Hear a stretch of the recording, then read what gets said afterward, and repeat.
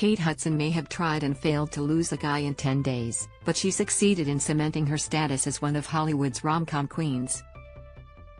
No bulls tea, it really has been 20 years since How to Lose a Guy in 10 Days premiered in theaters on February 7, 2003.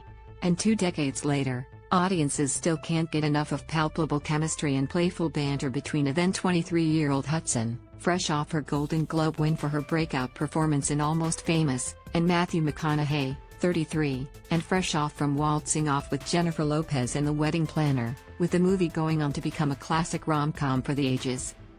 But before moviegoers even had a chance to fall for the love story of advice columnist Andy Anderson, Hudson, and advertising executive Ben Barry, McConaughey, both of whom are entering their relationship with the ill intent of winning a bet at their respective workplaces, director Donald Petrie and his production team had one very big problem to solve: the ending.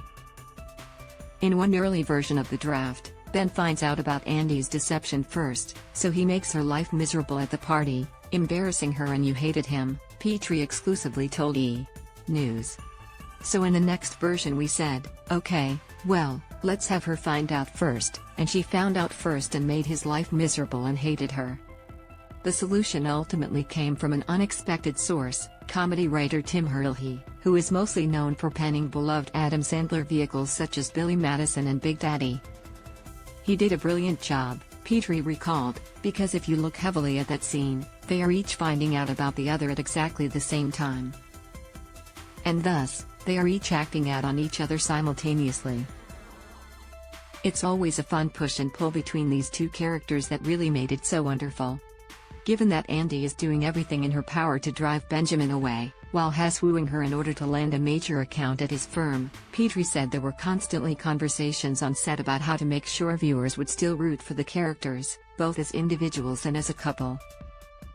And the filmmaker said he knew pretty much from the get-go that he had something special with the pairing of Hudson and McConaughey, whom he credited for selling the premise.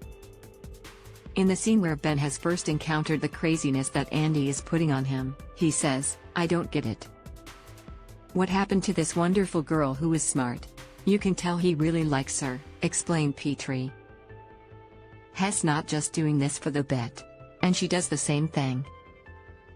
She drives him crazy. She names his penis Princess Sophia. But then she gets on that elevator feeling like, I've done it, but immediately, she feels sad about that and that she really likes this guy. They really have a great connection, so we made sure that all along, even though they're sparring, these two people really genuinely care for each other. So go water your love fern before you let it die, frost yourself, and then dive into these behind-the-scenes secrets about How to Lose a Guy in 10 Days in honor of its 20th anniversary, including how Hudson fought for McConaughey to be cast. How to Lose a Guy in 10 Days is streaming on Paramount+.